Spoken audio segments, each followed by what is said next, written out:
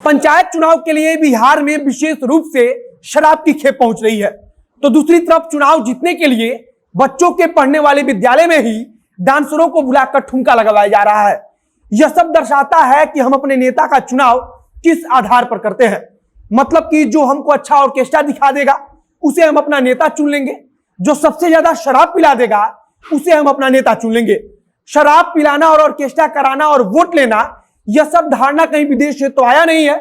यह सब कहीं ना कहीं हम सबकी अपनी गलतियों के कारण आज इतने बड़े स्तर पर पहुंच चुका है।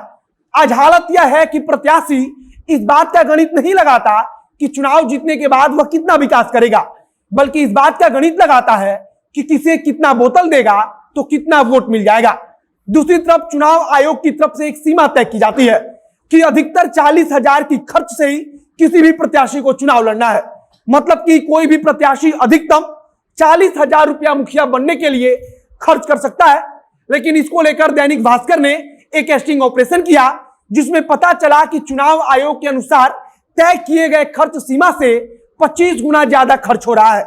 जिस पंचायत में मुखिया चुनाव जीतने के लिए 10 लाख से 15 लाख रुपया खर्च करेगा, वह चुनाव के बाद कितना विकास करेगा, इसका अंदाजा खुद से एक बार लगाइए। अब नमस्कार, मेरा नाम है मोहित कुमार सिंह और आप देख रहे हैं जनता जंक्शन का विशेष कार्यक्रम एक्सप्लेनर। कोविड के दूसरी लहर में आरटीपीसीआर टेस्ट जो है सो लिए हो, लेने के बाद जो है सो 2 दिन के बाद रिजल्ट जो है सो इमीडिएट वो हमको एग्जाम कराए। रिजल्ट में हम पॉजिटिव पाए गए।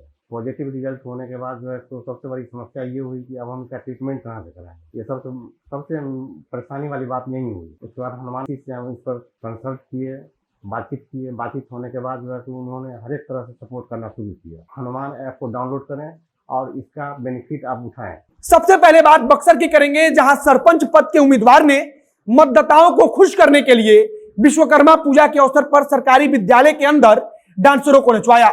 डांसर अश्लील भोजपुरी गाने पर नाच रही हैं और वहां मौजूद लोग आराम से डांस का मजा ले रहे हैं।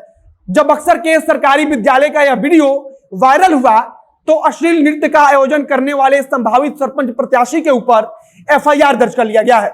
जो वीडियो वायरल हुआ था उसमें साफ सुना जा सकता है कि अश्लील भोजपुरी गानों पर विद्यालय के अंदर डांसर अश्लील डांस कर रही है।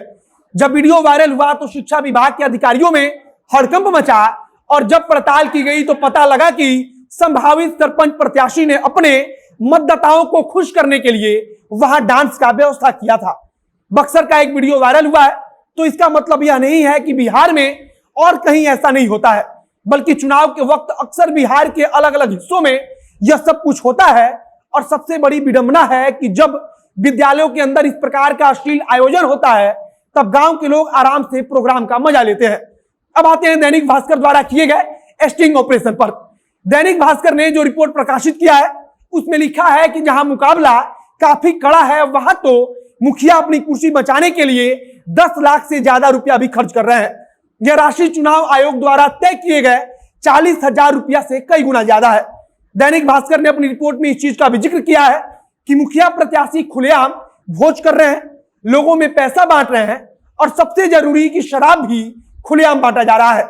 कई जगह से इस प्रकार की खबर भी आई जहां मुखिया लोगों को शराब पिला रहे थे और उनके ऊपर बकायदा पुलिस की तरफ से एफआईआर भी दर्ज किया गया है। दैनिक भास्कर की तरफ से जो कैस्टिंग ऑपरेशन किया गया है उसमें बताया गया है कि हर वोट पर 500 रुपया बांटने की तैयारी है और इसके लिए वैसे ही परिवारों को प्रत्याशियों की तरफ से चिन्हित भी किया जा रहा है।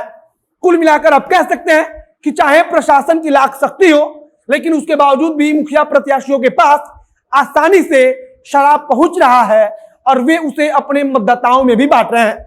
इसके अलावा मतदाताओं को खुश करने के लिए मुर्गा और मछली का पार्टी कराया ही जा रहा है।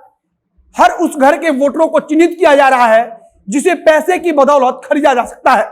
मुखिया प्रत्याशी चुनाव के एक दिन पहले वाली रात का इंतजार कर रहे हैं और तैयारी है कि उसी दिन रात में जिन परिवारों तक पैसा पहुंचाना है वहां पैसा पहुंचाया जाएगा। कुछ दिन पहले राजधानी पटना के इलाके से कई लाख की शराब बरामद हुई और उसके बाद से कहा गया कि पंचायत चुनाव के मद्देनजर इसे उन इलाकों में पहुंचाया जाना था जहां पंचायत का चुनाव होना है। एक सच्चाई यह भी है कि पंचायत चुनाव में धड़ल्ले से शराब का उपयोग किया जा रहा है और कहने के लिए बिहार में शराबबंदी है और यह सच सरकार में बैठे मंत्री भी जानते हैं तथा वहां के स्थानीय नेता भी। शराब की सच्चाई प्रशासन भी जानती है और शासन भी जानता है, लेकिन इसके बावजूद ये सब कुछ धड़ल्ले से हो रहा है, तो हम या आप बोलकर भी क्या कर लेंगे। आगे पंचायत चुनाव को लेकर जो भी नई जानकारी आएगी उसे हम आप तक पहुंचाएंगे। वीडियो को आप लोग शेयर कीजिए, अगर फेसबुक पर देख रहे हैं तो पेज को लाइक कीजिए, और अगर यूट्यूब पर देख रहे हैं तो चैनल को सब्सक्राइब कीजिए। अब अंत में मेरा नाम है मोहित कुमार सिंह और कैमरे के पीछे ओम प्रकाश खड़े हैं। बहुत बहुत धन्यवाद।